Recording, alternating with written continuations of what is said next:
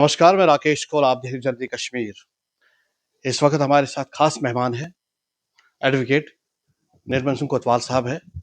तो इनसे आज पूछेंगे जो बार एसोसिएशन का काफ़ी अरसे से ये बातें चल रही है। तो कल एक प्रोग्राम हुआ था जिसमें कुछ मान्यता के बारे में बात चल रही थी। आज पूछते हैं कि असली वो मसला क्या था वो। जी, बहुत शुक्रिया आपका। आपने समय निकाला अपना आए यहाँ, क्योंकि मीडिया ही ये साधन है जिससे हम लोगों तक अपनी बात जो है पहुँचा सकते हैं। तो बहुत-बहुत शुक्रिया आपका आने के लिए। देखिए, high court of Jammu and Kashmir जो है, ये हाई कोर्ट ऑफ जुडिकेचर था महाराजा जी के टाइम का। 1928 में ये एस्टेब्लिश हुआ था। तो तब से जो बार एसोसिएशंस थी यहाँ, जैसे वकीलों की बार एसोसिएशंस होती हैं, वो बिलाशक यहाँ काम कर रही थी, चल रहा था उनका। और रिकॉग्निशन भी कहीं न कहीं उनकी थी, जैसे हाई कोर्ट भी रिकॉग्नाइज़ करता था, बाकी कोर्ट्स भी रिकॉग्नाइज़ करते थे। लेकिन जहाँ तक सवाल था कि रजिस्टर्ड एक बॉडी होनी चाहिए, जिसका अपना एक प्राविधान हो और उस कॉन्स्टिट्यूशन के अंडर काम करें, तो उस किस्म का जो है वो सिलसिला यहाँ नहीं था। तो ये एक हमसे जो पहले टीम थी, उन्होंने बड़ी मेहनत मशक्कत करके इसको शुरुआत की थी। तो अल्टीमेटली वो प्रोसेस थोड़ा लंबा होता है, तो फिर इसके बाद जो है हमने काफ़ी एफर्ट्स करके तो उसको कंक्लूड करवाया। और अल्टीमेटली अब आपके सामने almost it is 99 years that it has come in form. तो इसका बहुत सारे फ़ायदे हैं। तो तो जब भी कोई ऑर्गेनाइजेशन बनाते हैं तो रजिस्टर सोसाइटी के पास की रजिस्ट्रेशन करनी पड़ती है और अब उसके एक लाही अमल होता है, बाइलाज होते हैं, अपने नियम कानून होते हैं, एक दायरा होता है। क्या उसी के पैटर्न पर की बात कर रहे हैं? हाँ, देखिए, कॉन्स्टिट्यूशन इसमें हमारा पहले से था, हाँ, ठीक है? और कॉन्स्टिट्यूशन पर भी हमने इसको जो है इसका आधार बनाया था कि जो हमारा कॉन्स्टिट्यूशन है, वो लास्ट कॉन्स्टिट्यूशन हमारा जो अमेंड हुआ था वो 1984 में था, आई थिंक सो। तो 84 में जब वो कॉन्स्टिट्यूशन अमेंड हुआ था और उसके बाद उस पर जो है आगे काम चलता था। लेकिन चूँकि बायलॉज़ कोई नहीं थे, तो बायलॉज़ जो हैं अब इसके तहत हमने कुछ बायलॉज़ जो हैं वो भी रजिस्टर करवाए हैं। तो बायलॉज़ जो हैं उनको अमेंड भी कर सकते हैं, कॉन्स्टिट्यूशन अमेंड कर सकते हैं। तो इसके साथ-साथ मैं ये भी कहना चाहूँगा कि ये जो कॉन्स्टिट्यूशन था, इसको भी अब अमेंडमेंट की ज़रूरत है। चूँकि ये बॉडी एक रजिस्टर्ड बॉडी बन गई, it is in legal existence now. तो मुझे लगता है कि इसको भी कॉन्स्टिट्यूशन को अमेंड करना पड़ेगा। और अगर हम इसमें in addition over and above अगर कोई बायलॉज़ भी देना चाहते हैं, of course with the registration with the concerned authority, तो वो रजिस्टर करवा सकते हैं। इसमें बायलॉज़ और भी आ सकते हैं। अगर हम देखेंगे 5 अगस्त 2019 से पहले के जी। हिसाब से और आज के हिसाब से, क्या उसमें कुछ अंतर, यानी कि अगर अमेंडमेंट की जरूरत पड़ी है तो तभी आपने इस चीज को देखा है, इस हिसाब से अगर देखेंगे? देखिए, पहले तो गवर्नमेंट का एक एसओ था हाँ, कि भाई इसमें जितने भी रजिस्ट्रेशंस जो 2019 से पहले के हैं, वो they were deemed to have been cancelled. तो आपको रजिस्ट्रेशन करवानी थी। अच्छा, अच्छा। तो हमारा जो था पर्पस, इसमें हमारा रजिस्ट्रेशन का पर्पस था, क्योंकि पहले रजिस्ट्रेशन इसकी हुई नहीं थी इतने सालों से, या किसी के ध्यान में नहीं आई, या कोई ज़रूरत वैसे ही नहीं चल इसकी रहा पड़ी। तो हमने इस वक़्त एक एफ़र्ट करके इसको रजिस्टर करवाया है, of course with a view कि 2019 के बाद जो है वो लागू होता था वो ऐसा कि दोबारा आप रजिस्ट्रेशन इसकी करवाएँ। और उसके अलावा जो है अदरवाइज़ भी ज़रूरत थी यहाँ बार एसोसिएशन को रजिस्टर करवाने की। तो अब ये हमारी बार एसोसिएशन जो है, Jammu and Kashmir high court bar association जो है, ये रजिस्टर हो गई है। जम्मू कश्मीर, लद्दाख तो है, क्या लद्दाख भी इसमें है?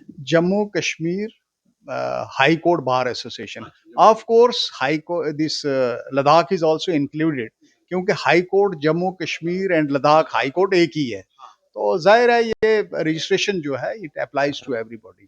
तीनों खत्ों के लिए है ये। तीनों खितों के लिए हम कह नहीं सकते, क्योंकि इसमें लद्दाख जो है वो ओमिट हुआ है। जब प्रोसेस किया होगा तब लद्दाख भी था हमारे साथ, लेकिन यूटी बनने के बाद लद्दाख थोड़ा अलग हो गया। उसकी अपनी ड्यूटी बन गया, आज हाँ, उनके अपना सारे। बन गया उसका। तो अब देखते हैं अब उसमें फर्दर क्या तरमीम करनी पड़ेगी, वो वक़्त के हिसाब से देखेंगे।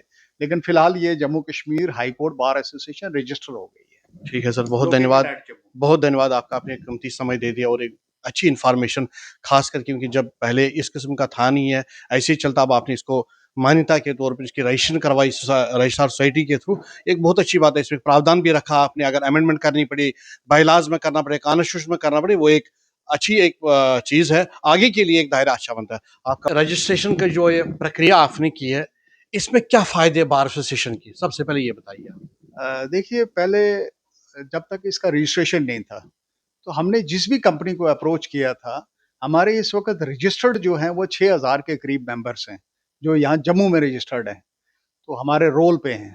तो कोई सिक्योरिटी नहीं थी। अच्छा। तो हमने कई कंपनीज़ को अप्रोच किया कि आप हमारा इंश्योरेंस करवा दीजिए। तो इंश्योरेंस इंडिविजुअली करवाना हो तो बहुत महँगा पड़ता है, तो ग्रुप इंश्योरेंस में हम जो है वो कम पैसों में अच्छा एक इंश्योरेंस का पैकेज जो है हर इंडिविजुअल के लिए मिलता है।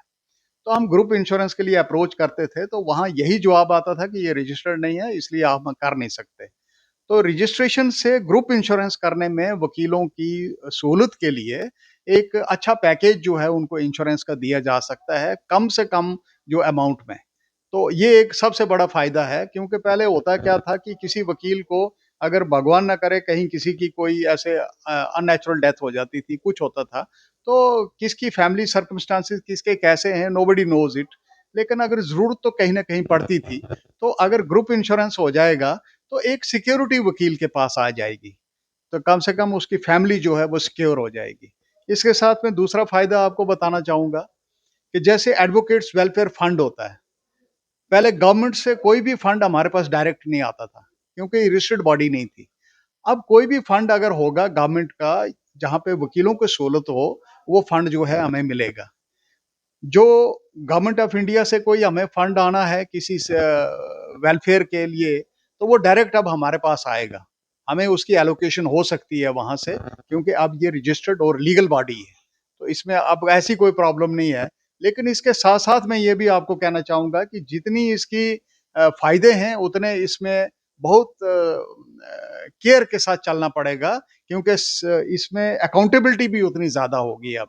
क्योंकि रजिस्टर्ड बॉडी है, इसका ऑडिट होता है हर साल, और इसमें जब ऑडिट की बात आती है तो आपको in accounts and all those matters आपको बिल्कुल क्लैरिटी रखनी पड़ेगी। इससे ज़्यादा रिस्पॉन्सिबिलिटी जो है वो बढ़ गई है एसोसिएशन की।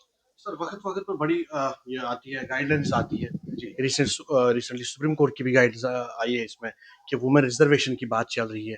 उसमें क्या आपकी बॉडी आप किस हिसाब से देख रही है? देखिए, वुमेन रिजर्वेशंस के लिए अभी हमें हाई कोर्ट से भी सर्कुलर आया था, सुप्रीम कोर्ट की डायरेक्शन के मुताबिक। तो हमने उसको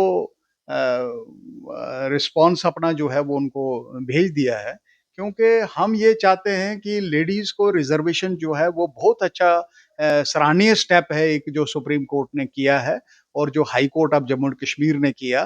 तो हम बहुत इज़्ज़त-मान से इसकी इज़्ज़त करते हैं, और हम भी चाहते हैं कि लेडीज़ की रिज़र्वेशन जो है 30% होनी चाहिए। तो उसके लिए चूँकि इस वक़्त हम इसलिए नहीं कर पा रहे हैं, क्योंकि एक तो हमारा कॉन्स्टिट्यूशन जो है पुराना था, और कॉन्स्टिट्यूशन में ऐसा कोई प्रावधान नहीं था कि वहाँ रिज़र्वेशन का कोई मसला हो। तो कॉन्स्टिट्यूशन को भी अमेंड करने की ज़रूरत है, और उससे ऊपर बात ये है कि अब ये रजिस्टर्ड बॉडी है, तो रजिस्टर्ड बॉडी को उस किस्म का कॉन्स्टिट्यूशन देने के लिए हमें कॉन्स्टिट्यूशन का अमेंडमेंट करना ज़रूरी है, जिसमें पोस्टें कम से कम जो हैं वो रिज़र्व की जाएँ, और उसमें एग्ज़ीक्यूटिव कमेटी जो होती है, एग्ज़ीक्यूटिव बॉडी जो एक बनती है, उसमें भी रिज़र्वेशन लेडीज़ को जो है वो देने की हम पूरी कोशिश करेंगे। और चूँकि हमने कोशिश क्या करनी है, हमने सुप्रीम कोर्ट जजमेंट को इम्प्लीमेंट करना है। सुप्रीम कोर्ट के जो आदेश हैं, उनको इम्प्लीमेंट करना है। तो हम कहीं उससे पीछे नहीं रह रहे हैं। लेकिन चूँकि यहाँ अब जो नेक्स्ट इलेक्शन होने वाला है, तो उस नेक्स्ट इलेक्शन में हम कोशिश करेंगे उससे पहले ये सारी जितना भी प्रोसेस है, इसको कंप्लीट करके 30% रिज़र्वेशन लेडीज़ के लिए हम रख दें। लेकिन इससे पहले मैं आपको कहना चाहूँगा कि हम जम्मू कश्मीर जो हाई कोर्ट बार एसोसिएशन थी, ये कहीं भी पीछे नहीं थी। हमने 27% के करीब जो है एग्जीक्यूटिव कमेटी जो हमारी है, उसमें ऑलरेडी हमने लेडीज़ का जो है वो कोटा उसमें रखा हुआ है 27%। और बाकी जितनी भी कमिटीज़ बनी थी हाई कोर्ट की जो डिफरेंट स्फीयर्स को गवर्न करती थी, उनमें भी हमने लेडीज़ का अच्छा खासा एक कोटा जो है वो फिक्स करके रखा था। तो हम लेडीज़ को पूरी रिज़र्वेशन दे रहे हैं, लेकिन चूँकि अब गवर्निंग बॉडी में और ऑफिस बेयरर्स के इलेक्शंस में भी जो है लेडीज़ का कोटा रिज़र्व करना है, in pursuance to the directions of the honourable Supreme Court, वो हम पूरा ओबे करेंगे, उससे कहीं हम पीछे नहीं रह रहे हैं। जो ये रजिस्ट्रेशन हुई है, उस रजिस्ट्रेशन के हिसाब से अगर हम आगे देखेंगे जो आने वाला इलेक्शन होगा, उसमें बिल्कुल जो पारदर्शिता की तरफ पूरा ध्यान होगा, मुझे लग रहा है, जी। क्योंकि जो नॉर्म जो बाय नॉर्म्स या आपको अमेंडमेंट करनी है, उससे पहले कर पाएंगे आप, क्योंकि 84 से अब तक तो की नहीं है। देखिए 84 में जो कॉन्स्टिट्यूशन बना था, उस वक़्त हालात कुछ और थे। हाँ, उस वक़्त स्ट्रेंथ हमारी शायद 300-400 थी या उससे भी कम रही कम, होगी। बिल्कुल। लेकिन इस वक़्त हमारे पास एनरोल्ड स्ट्रेंथ जो है सिर्फ़ हाई कोर्ट में यहाँ पे 6000 के करीब है, जम्मू में, खाली हाई कोर्ट में। हाई कोर्ट में।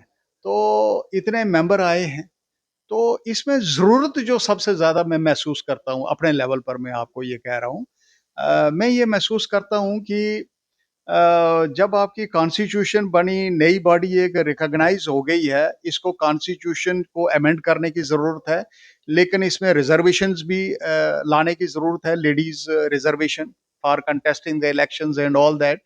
और इसके साथ-साथ ये सबसे बड़ी ज़रूरत है कि डिसिप्लिन जो है एसोसिएशन में मेंटेन किया जाए। इसकी अकाउंटेबिलिटी सबसे बड़ी होनी चाहिए।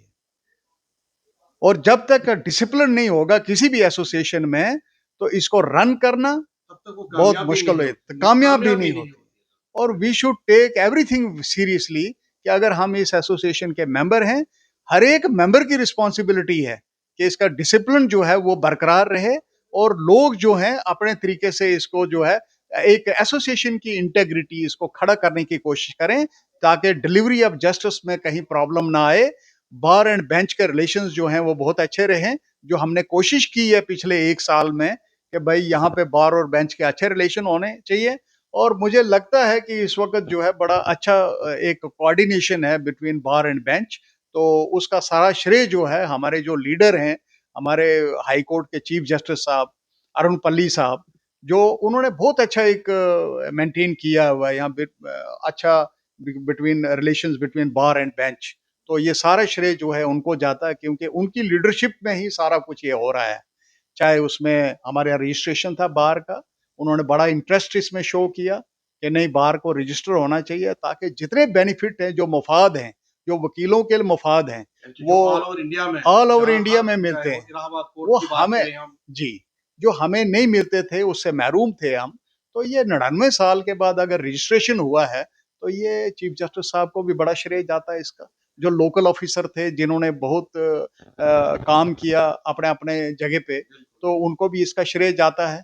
और इससे सबसे बड़ा श्रेय जाता है हमारी लीगल फ्रेटर्निटी को, जो इसके फ़ायदेमंद हैं और जिनको इसका फ़ायदा होने वाला है। तो मुबारकबाद मैं आपके माध्यम से सब अपने एस्टीम्ड मेंबर्स को मुबारकबाद देता हूँ कि ये एक बहुत बड़ी एक अचीवमेंट बार एसोसिएशन की तरफ से हुई है। तो चलो याद रखेंगे, कल मैं यहाँ हूँ ना हूँ, लेकिन कम से कम ये तो याद रहेगा कि ये रजिस्ट्रेशन हुई थी और ये वकीलों की तरक्की के लिए, बहबूदी के लिए, उनके फ़ायदे के लिए इसको जो है सरअंजाम जो है इस बार एसोसिएशन ने दिया था।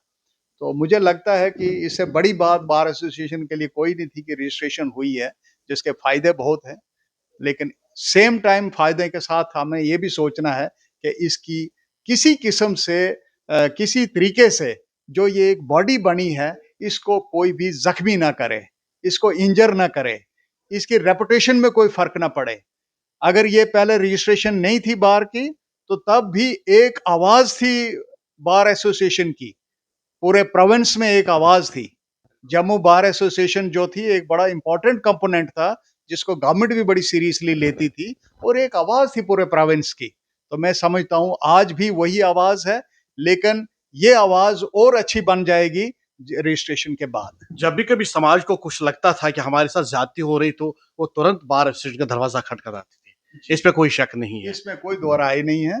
मैं आपकी बात से बिल्कुल मुत्तफ़िक हूँ और आने वाले समय में और अच्छे तरीके से, क्योंकि हमें लोगों के लिए काम करने हैं और यहाँ पे हम लोगों के ही काम करते हैं।